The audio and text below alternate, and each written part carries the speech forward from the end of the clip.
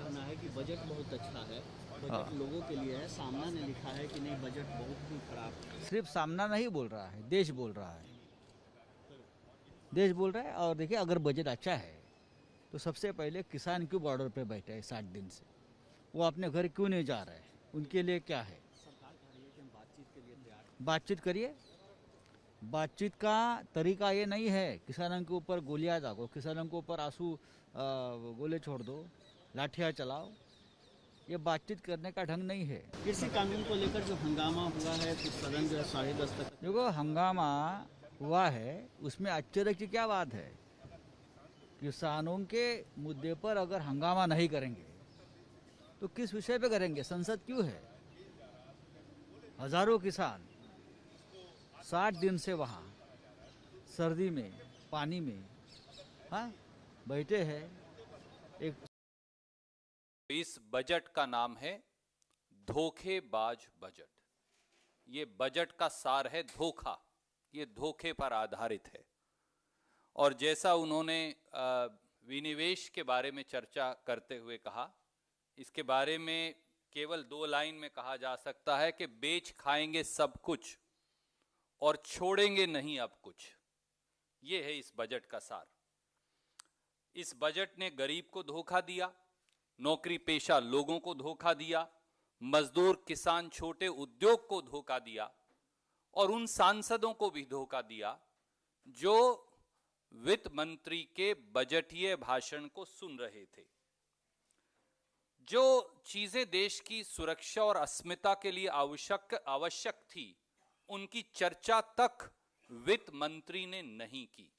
उदाहरण के तौर पर आपने देश की राष्ट्रीय सुरक्षा से जुड़े डिफेंस बजट के बारे में कहा। डिफेंस बजट में एक फूटी कौड़ी भी नहीं बढ़ाई गई। जिस प्रकार से राजकोषीय घाटा और वित्तीय घाटा लगभग 9.5-10% तक पहुंच गया है, ये निवेशकों के लिए और इसकी बुजुर्ग किसानों की आंखें फोड़ी जा रही है। अगर ऐसे मुद्दे पर हम सदन में चर्चा नहीं कर सकते तो फिर सदन चलाने का मतलब क्या है? कल भी तो चर्चा हो सकती है, जैसा चेयरमैन ने कहा। देखिए, ऐसा है कि वो चेयरमैन साहब ये कह रहे हैं कि राष्ट्रपति के अभिभाषण पे जब चर्चा हो उस समय आप विषय रखिए। मैं कह रहा हूं कि, और सारे जो विपक्षी दल थे उनकी ये मांग थी कि आप इस पर चर्चा करके ये तीनों काला कानून वापस होना चाहिए, इसके बारे में सरकार चर्चा करे।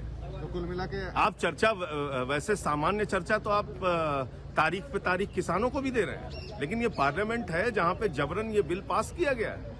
अल्पमत से बिल पास, अल्पमत में होने के बावजूद सरकार ने इसको पास किया। ये वापस लेने के बारे में चर्चा होनी चाहिए। ऐसे तो हाउस चलेगा नहीं। अब उसका जो भी होगा उसके लिए सरकार जिम्मेदार है, उसके लिए सीधे तौर पे सरकार जिम्मेदार है। आज किसानों की पीड़ा, उनकी दुश्वारियों, उनके कष्ट के लिए सरकार जिम्मेदार है और ये तीनों काला कानून पास करने के लिए सरकार जिम्मेदार है और ये तीनों काला कानून वापस।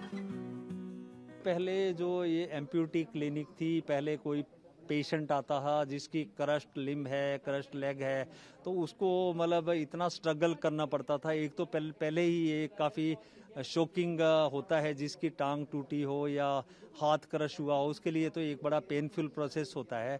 अब क्या होगा कि अब उसका सर्जरी के लिए ख्याल रखा जाएगा। उसके बाद में जैसे उसका रिहेबिलिटेशन, जैसे फिजियोथेरेपी में या पीएमआर में, और साइकोलॉजिकल जो उसके इश्यूज है उसको सेटल करने के लिए जो भी कुछ करना है वो सारा पॉसिबल होगा।